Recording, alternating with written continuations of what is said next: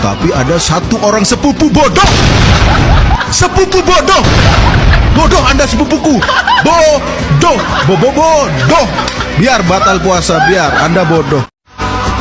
Tapi ada satu orang sepupu bodoh. Sepupu bodoh. Bodoh Anda sepupuku. Bodoh. Bodoh. Biar batal puasa, biar Anda bodoh.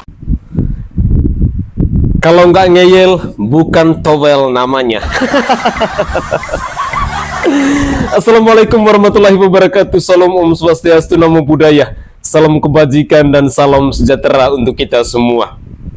Berbicara tentang Tommy Welly alias Bung Towel alias handuk ini memang tidak pernah ada habis-habisnya. Ada aja kelakuan dari Bung Towel ini. Bahkan sampai keluarganya diserang pun Towel tidak pernah diam. Dalam beberapa menit ke depan, saya ingin menyajikan cuplikan-cuplikan video tentang pernyataan-pernyataan Bung Towel yang menurut saya cukup kontroversial dan patut kita simak bersama-sama.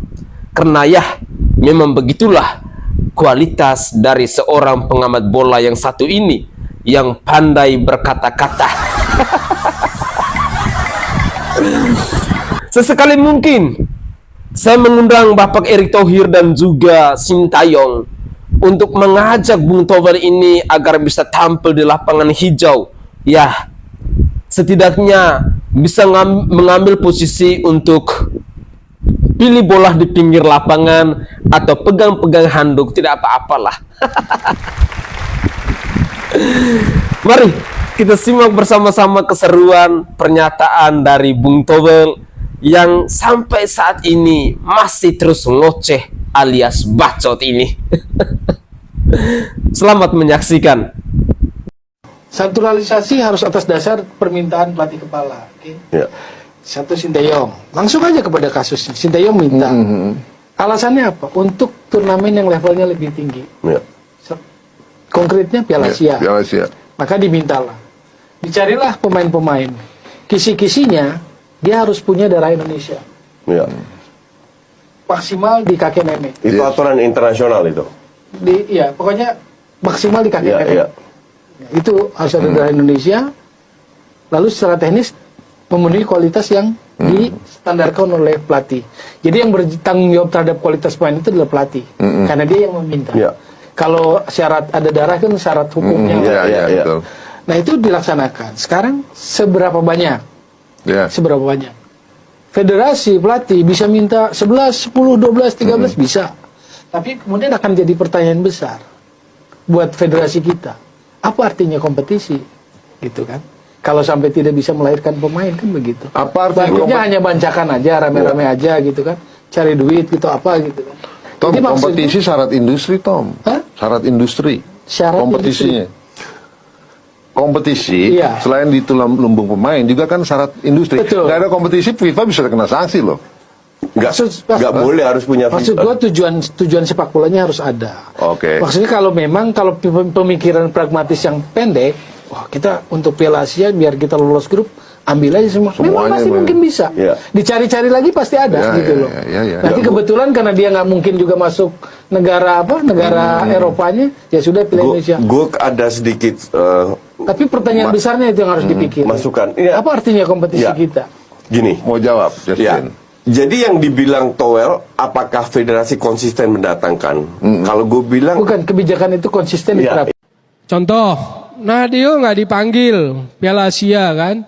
Karena dia awalnya ya sebelum disusulkan, karena dia nggak tenang gitu kan. Sahrul Tisna yang jadi gantinya karena dianggap lebih tenang gitu kan. Begitu lawan Libya ya, kebobolan 4, kebobolan 2, kan nggak bisa dipertanggungjawabkan. Jadi saya nangkep gini, waktu kalah 5-1 lawan Irak, Nadio itu dipersalahkan dengan kalimat itu, bahwa kebobolan itu karena Nadio nggak cukup tenang. Nah saya nggak firm dengan kalimat-kalimat pelatih seperti itu. Why you seolah-olah menyalahkan pemain? Sekarang jilat ludah lagi kan, dia panggil Nadio karena kiper nggak ada. Bisa nggak analisis dari pemain-pemain yang dibawa sekarang? Tiba-tiba Sahrul Tisna hari ini suruh berangkat. Kenapa Sarul Tisna Ya kan suruh berangkat? karena badai cedera, timnas sakit semua itu. Oke. Cuma dua soalnya. Kiper cuma dua. Kita harus ada diskusi kiper ya ketiga, lebih iya. dalam. Sahrul Tisna main terakhir itu 9 pekan ke-19 di Persikabo. Artinya sampai pekan terakhir pertandingan Liga 1 ada 9 pekan dia nggak main. Bukan cuma nggak main, di cadangan pun nggak ada. Baru terakhir main tuh baru sekali pekan ke-29 terakhir sebelum libur timnas. Dasarnya apa? Sekarang saya tanya, dasarmu pelatih panggil pemain apa? Ya pelatih kiper mungkin pernah melihat dia di latihan dan Ya terus ada nggak? Kan Mamat ngerti di Juventus bahwa performa pemain itu sangat menentukan masuk timnas atau enggak, betul? Betul, tapi kan kita sekarang dibumbui oleh kiper-kiper asing berapa puluh banyak di klub. Iya tahu, gitu kan? Yang Akhirnya tersisa cuma sisa beberapa, salah satunya Sarul Tisna. Contoh lagi, Hernando Ari cedera tuh, Iya. 5 pekan dia nggak main karena cedera, belum main udah dipanggil. Jadi kan bisa diasumsikan bahwa dia tidak punya basis data yang kuat tentang kiper-kiper kita. Sehingga yang dia panggil yang itu-itu aja yang dia tahu. Maka nggak salah dong kalau saya bilang dia itu favoritisme pada pemain-pemain tertentu. Atau ya bolehlah didebat. Cuma kan boleh juga saya berpendapat seperti itu atas dasar argumen itu. Bahwa dia nggak punya basis data yang cukup kuat. Why nggak Reza Arya yang PSM misalnya? Why nggak siapa Awan Seto Bayangkara misalnya? Dia punya standar kan, dalam memanggil kiper rata-rata tinggi badan. Ya itulah makanya saya melihat hal lain gitu loh. Tapi buat orang kebanyakan menjadi aneh gitu loh. Padahal saya semuanya ada argumen. Kenapa siapa itu? Persib Rahmat Irianto. Iya. Iya. Dia juga nggak main lama. Main terakhir itu Desember. 4 Desember 2023. Di pekan-pekan terakhir, ini kalau hitungannya dari Februari ke Maret, cuma main 50 menit dia. Dipanggil. Iya, tapi kan fondasi namanya Ya, karena langganannya Sintayong kan ini ya, udah tahu dari awal. Balotelli dia bakar rumah. Balotelli bakar rumah, Mancini masih panggil. Iya kan? Giancerini pemain yang orang bilang kalau mau bersaing dengan kayak Bonaventura Iya. kalah gitu Giancerini. Conte tetap panggil karena ya pemain-pemain itu milik strategi pelatih masing-masing gitu. Ketika dia rasa ini fondasi dia daripada dia rubah lagi, Rahmat lebih tahu apa yang dia mau gitu dibandingkan pemain lain yang harus dia panggil. Guys, basa Jawa ini cangkemmu, cangkemmu, Vietnam cangkemmu, ditutup. Mau medianya, mau pemainnya, kritik tim Indonesia dan lain-lain, cangkemmu. Hasilnya ini hasilnya ini hasilnya ini 2-0. Oke? Apa aku bilang sebelumnya kan? Betul kan? Indonesia. Yes, we go. We love you. Boom, gol. Go! Ha! Gol! Gol! Gol 3-0. Lebih gila lagi Sananta sama Sananta. I told you Sananta, you can do it. Luar biasa guys. Cangkemmu. Vietnam cangkemmu. Boso Jawa ini cangkemmu. Hah? Itu sorry. Doppelgangernya Marcel. Oke guys, memang kalau kita mau berdebat dengan Bung Towel ini, dia pasti punya 1000 macam alasan. Selalu saja ketika kita mencoba untuk mencermati argumentasi-argumentasi yang dibangun oleh Bung Towel ini, selalu saja Coach Sintayong yang diserang oleh beliau. Seolah-olah bahwa segala sesuatu yang diputuskan atau yang dilakukan oleh Coach Sintayong selalu salah di mata Bung Towel ini. Makanya tadi di awal video saya katakan bahwa sesekali berilah kesempatan kepada Bung Towel ini untuk berdiri di lapangan hijau ataupun di pinggir lapangan hijau saat pertandingan timnas. Suruhlah dia untuk pilih bola, suruhlah dia untuk bawa handuk, suruhlah dia untuk ambil aqua dan lain sebagainya.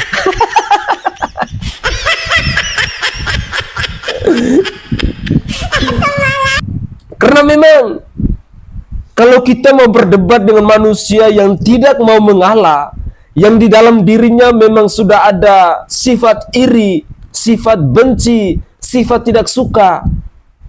Sebaik apapun Sintayong melakukan perkembangan-perkembangan ataupun melakukan perubahan-perubahan dengan timnas Indonesia ini, selalu saja salah di mata si Tommy Welly ini.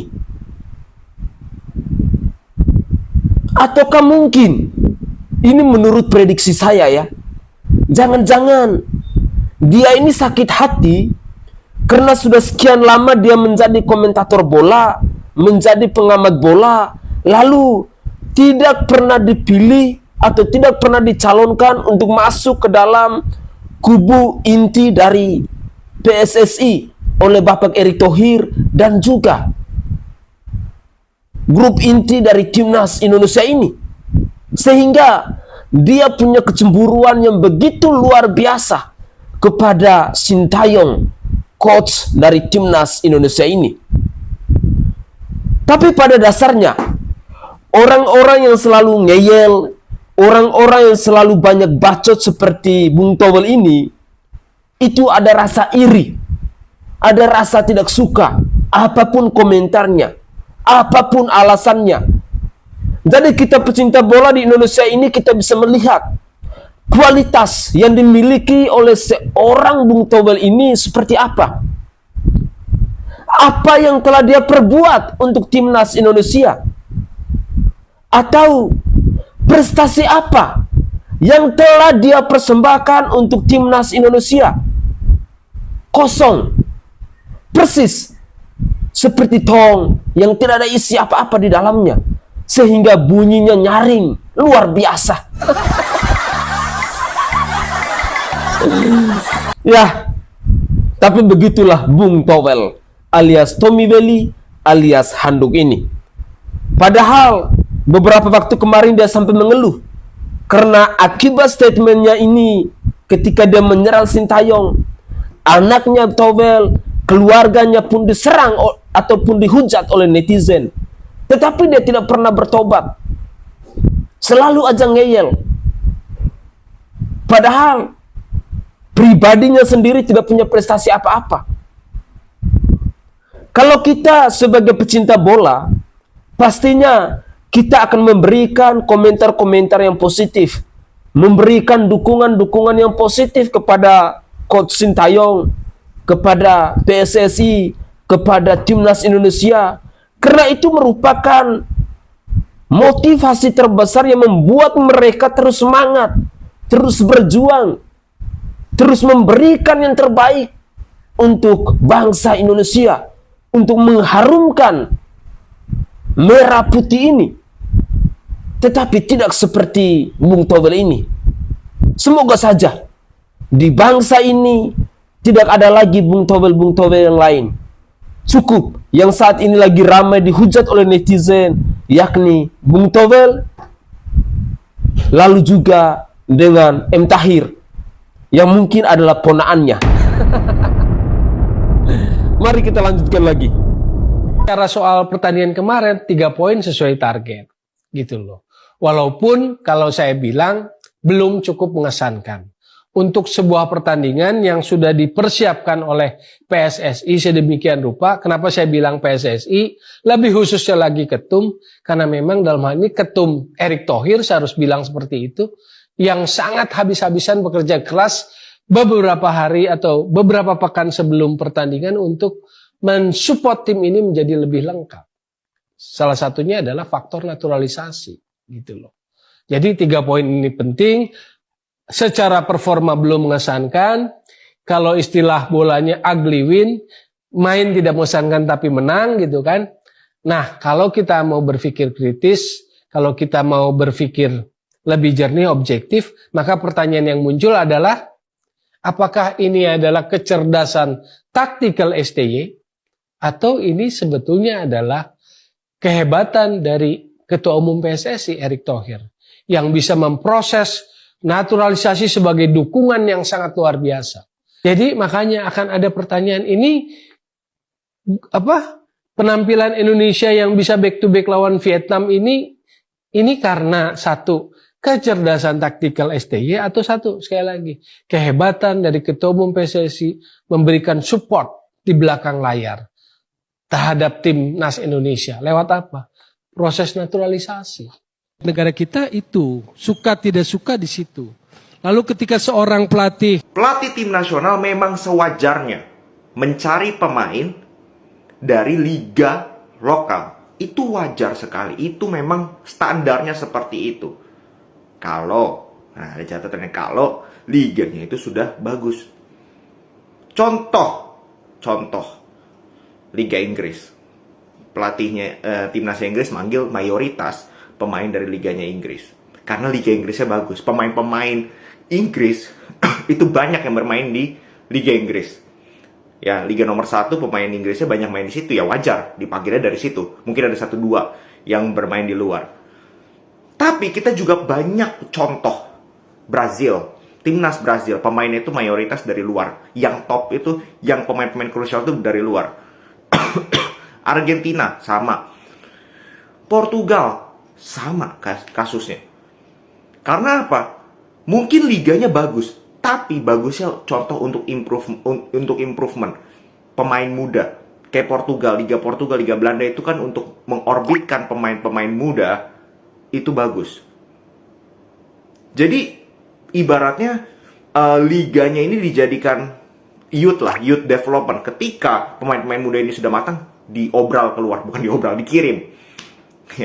keluar. Nah, kita juga mau mengarah ke sana sebenarnya. Kalau lo mengharapkan liga kita akan perfect sendiri, nggak bakal deh. Jauh, mungkin 50 tahun lagi. Tapi untuk yang kedua, youth development, pemain-pemain, benar kata Bung Toel, Marcelino, Rido dari Liga 1, Arhan dari Liga 1, betul. Tapi next step-nya jangan di Liga 1 lagi klubnya. Next step-nya pemain-pemain muda tersebut harus keluar. Dan kita harus fair. Kalau STY semudah itu cari pemain di Liga 1, dia nggak mungkin sampai terbang ke Belanda capek-capek. Pasti dia udah nonton, pasti dia udah lihat kualitas pemain Liga kita dari 2020. Ya memang segitu kualitasnya, sorry to say, bukannya jelek. Tapi ya nggak bisa ngejalanin strategi dia. Maka dari itu dia butuh pemain-pemain keturunan yang bermain di liga luar. Itu aja, simple, it's very simple. Oke? Di perlawanan pertama, Indonesia menang 1-0. Satu perlawanan yang sangat sengit. Kita tahu betapa Vietnam dan Indonesia dalam 2-3 tahun kebelakangan ni, dalam AFF lah, dalam SEA Games lah, semua ni agak berseteru. Kita juga agak berseteru dengan Vietnam, terutamanya ketika adanya Park Hang-seo kat sana.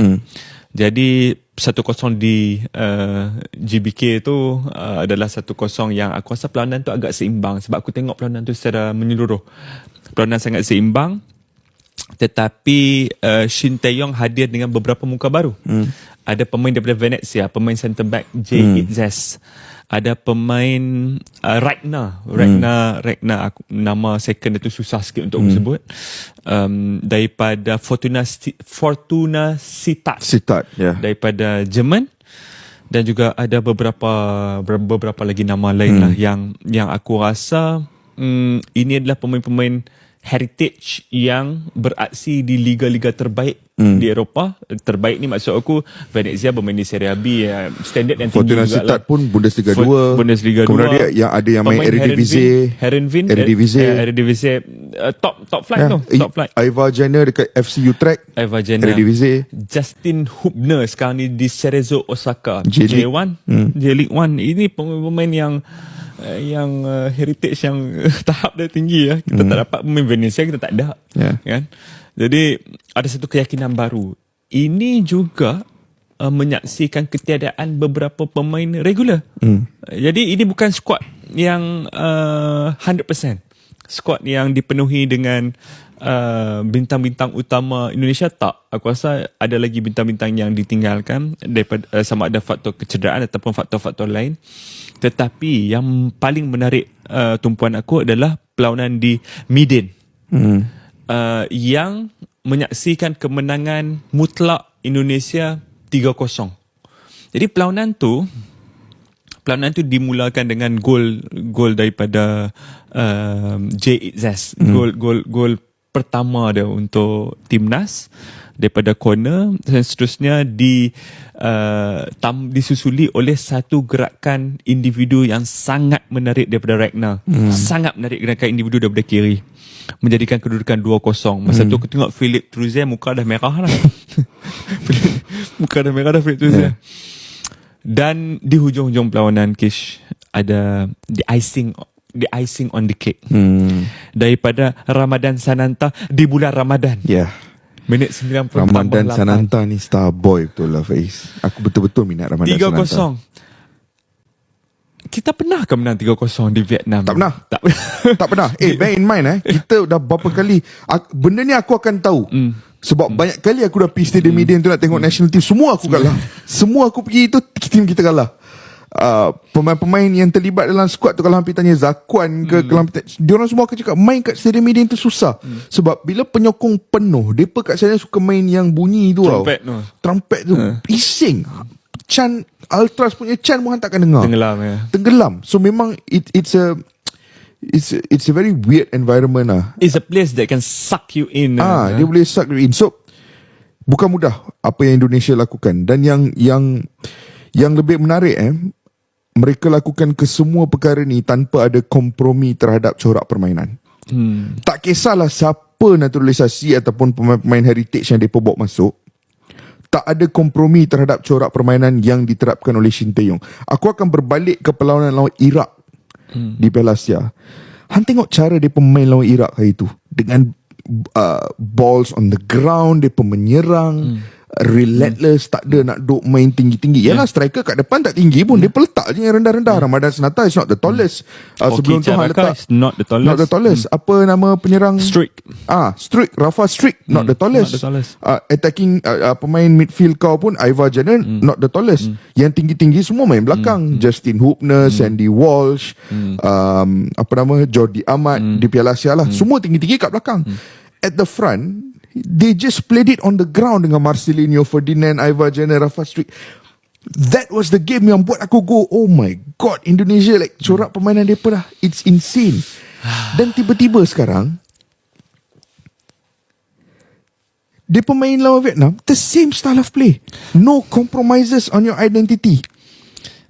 Secara kesimpulan dia, Kish, 2 perlawanan WCQ di bulan Mac, 6 poin untuk Indonesia. Kita ucapkan tahniah lah untuk mereka. Dan kita nak juga review negara-negara ASEAN lain, tapi masa sangat mencemburui kita. Cuma kita boleh update lah. Philippines kalah 2 kali dengan Iraq, 1-0 dengan 5-0.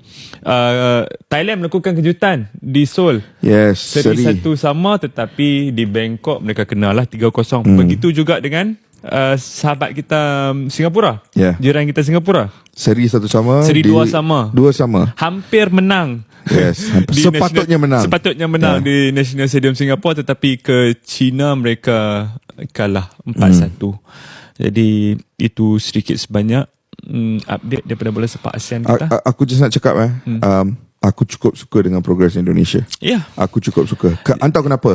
Sebab ini adalah bukti bahawa kalau kita kekal berprinsip, tak kisah pemain apa yang keluar masuk, pemain mana keluar masuk, kita kekal berprinsip.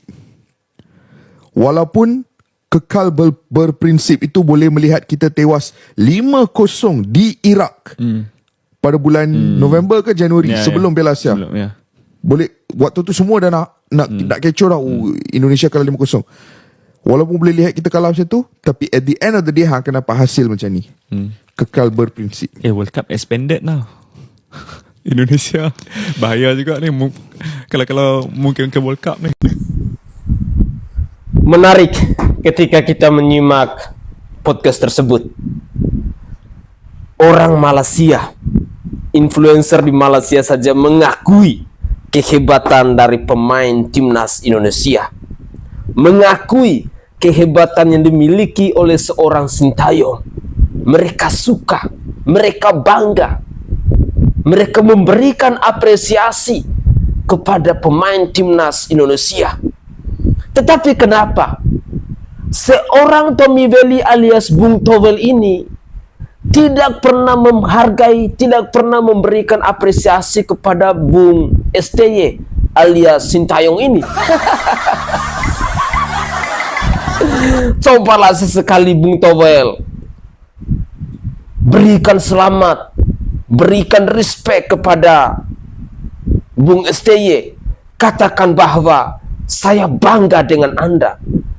Anda telah membawa perubahan yang besar kepada pemain timnas Indonesia. Jangan malu-malu dong. Masa hanya gara-gara tidak dipakai, atau mungkin gara-gara titipan-titipan itu tidak pernah diterima, lalu ngambul, lalu selalu memberikan komentar yang negatif kepada Sintayong. Saya saja yang tidak paham dengan dunia olahraga, dunia persepak bolaan ini, yang sesekali waktu hanya bisa menyimak di televisi seperti para penonton lainnya, ada rasa kebanggaan yang begitu luar biasa karena seorang Sintayong telah membuktikan, telah membawa perubahan, telah membawa kemajuan kepada pemain timnas Indonesia. Coba bayangkan, 20 tahun lamanya Indonesia tidak pernah menang. Di tangan Sintayong baru ada menang telak 3-0. Weh, keren itu Bung Towel. Ayolah, katanya pribadimu adalah pribadi yang sportif, pribadi yang objektif. Tetapi kenapa ocehan-ocehanmu itu selalu menyerang Sintayong? Ayo, mari, maju atau tidaknya timnas Indonesia, menang atau tidaknya timnas Indonesia, itu tergantung dari kita pendukung timnas Indonesia. Kalau kita selalu mengkritik, selalu menghujat timnas Indonesia, selalu menghujat coachnya seperti Sintayong, selalu menghujat ketum PSSI seperti Bapak Erick Thohir, tentunya motivasi mereka untuk membawa timnas lebih baik lagi itu jadinya lemah, jadinya berkurang. Tetapi kalau kita sejak pendukung selalu memberikan dukungan-dukungan yang positif, memberikan dukungan-dukungan yang membuat mereka makin hari makin lebih semangat, wah, itu pasti mereka akan berjuang habis-habisan. Ayo, mari kita ikut saudara dan saudari kita dari Malaysia ini. Luar biasa dukungan mereka kepada timnas Indonesia. Mereka bangga, mereka suka. Negara tetangga saja respect dengan pemain timnas Indonesia. Apalagi kita yang di dalam diri kita sudah mengalir merah putih. Pastinya kita harus lebih dari mereka. Ayo, harapan terbesar saya, jangan ada netizen Indonesia yang mau mengikuti track record rekam jejak dari seorang Tommy Welly ini. Mari kita lanjutkan lagi. Nah, untuk yang menyukai pembahasan sepak bola dari saya membuat sebuah kanal khusus yang saya beri nama Kanal Bola Winwan Nur. Ini linknya silahkan lihat di bio. Yang suka silahkan di subscribe, like, dan share channel tersebut, video-video di channel tersebut. Ya, oke, kita langsung ke pembahasan sepak bolanya. Jadi tadi malam saya menonton sebuah video ya dari seorang TikToker Malaysia dengan channel Webro di TikTok. Yang ternyata dia ketika itu membahas pertandingan Indonesia melawan Vietnam. Ternyata di dalam komentar videonya tersebut yang datang dari Indonesia, ada banyak fans sepak bola Indonesia yang meminta dia untuk mengambil Bung Towel sebagai pelatih atau minimal pandit lah di sana di Malaysia. Dan itu ditolak mentah-mentah oleh TikToker Malaysia ini. dengan alasan sepak bola mereka juga jadi terpuruk. Jadi Bung Tohel silahkan disimpan di Indonesia katanya, tinggal saja di Indonesia katanya, seperti itu. Dan di sini kita lihat nanti di video ini. Yuk kita lihat videonya ya. Semalam aku ada buat video pasal game Indonesia membantai Vietnam. Tapi dalam video tersebut ramai gila orang-orang Indonesia komen Bung Towel, Bung Towel, Bung Towel. Ada yang kata, abang ambillah Bung Towel ni ke Malaysia, lantiklah Bung Towel ni jadi coach Malaysia. Pada asalnya aku ingatkan dia orang borak pasal towel tau, pasal tuala ke ni kan. Rupa-rupanya Bung Towel ni nama orang. Jadi orang Indonesia meminta orang Malaysia untuk mengambil Bung Towel sebagai coach, sebagai trainer ataupun sebagai pandit. Okey. Jadi aku telah pun berbincang dengan rakyat-rakyat Malaysia yang lain pasal benda ni, dan kami sebulat suara telah membuat keputusan untuk tidak menerima Bung Towel ni. Tak ada chance lah bro. Bung Towel simpan sana. Simpan dekat negara Indonesia. Jangan bawa ke Malaysia. Sebab apa? Tim Malaysia ni dah cukup serabut dah. Dah cukup teruk dah. Dah cukup hauk dah. Pemain-pemain hauk. Coach tak tahu apa idea dia. Stadium padang buruk. Apa lagi? Komentator pun tak apa-apa. Jadi kita dah cukup teruk dah, dah cukup serabut dah. Tak payahlah kita nak tambah orang lagi macam Bung Towel ni yang boleh menyerabutkan lagi keadaan. Tak payah. Simpanlah Bung Towel ni duduk diam-diam dekat Indonesia sana. Seperti itu pengakuan dari TikToker Malaysia. Ya ini memang bercanda ya, tapi itu memang seperti itulah suasana hati di Indonesia ini ya, meskipun Bung Towel mungkin merasa keren dengan menjadi oposisi terhadap Sintayong, tapi nyatanya di Indonesia mungkin lebih 90% orang tidak setuju dengan dia dan merasa dia itu sebagai gangguan gitu ya, seperti peri dalam daging, seperti cabai dalam tahu gitu, yang tersembunyi gitu, nggak enak gitu ketika kita sedang menikmatnya gitu tiba-tiba krek, ada cabai yang nggak diharapkan di situ, pedas gitu, nggak enak, mengganggu kenikmatan lah, mengganggu kesenangan seperti itu. Jadi Bung Towelnya, jadi itu ditolak Malaysia. Jadi gini, kalau ngomongin timnas sebetulnya sih bukan soal gue, bukan soal STY juga. Jadi concern gue itu tentang bagaimana timnas itu sebagai barometer gitu loh. Jadi bukan mau cari viewer juga, bukan mau nyenengin viewer juga, karena mungkin gue nggak berbakat nyenengin orang. Kalau ingin disukai orang ya jadi tukang es krim ya, atau alat bantu gitu kan, itu pasti disenengin orang.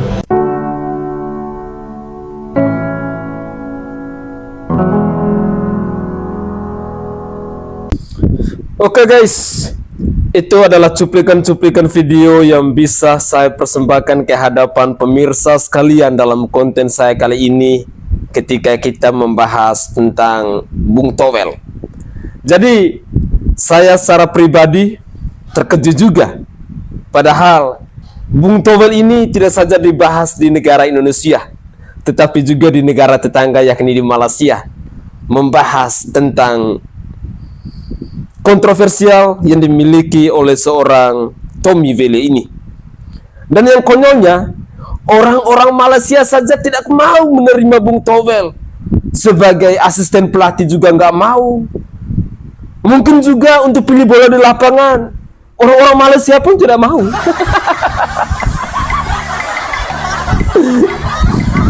Cobalah ayo, mungkin ada klub-klub yang dari desa-desa atau mungkin yang di kelas-kelas kabupaten, coba sesekali undang Bung Towel untuk menjadi pelatih.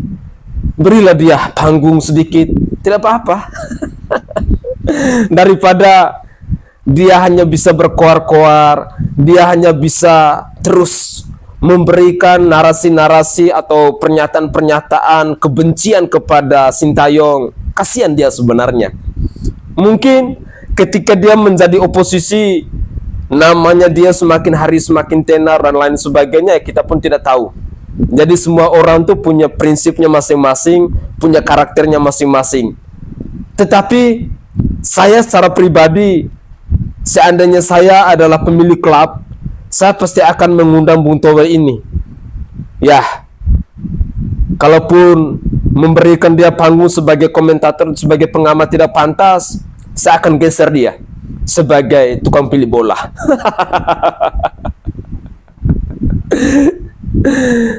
Oke guys, mungkin itu saja komentar-komentar singkat saya. Saya minta maaf karena memang dalam cuplikan video saya kali ini lebih banyak unsur ngakaknya. Dan semoga saja kita rakyat Indonesia, khususnya para pecinta bola, tetap memberikan dukungan yang positif kepada pemain timnas Indonesia. Kita berdoa banyak agar kedepannya timnas Garuda kita tetap jaya. Mereka tetap berjuang, tetap memberikan yang terbaik untuk mengharumkan nama bangsa Indonesia. Demi Merah Putih, Sintayong, Erick Thohir, maupun stakeholder lainnya bersama timnas Indonesia harus tetap semangat, harus tetap jaya. Begitulah kira-kira. Saya Zainai dari Provinsi Nusa Tenggara Timur. Saatnya kita yang rakyat jelata harus berani untuk bersuara. Salam olahraga.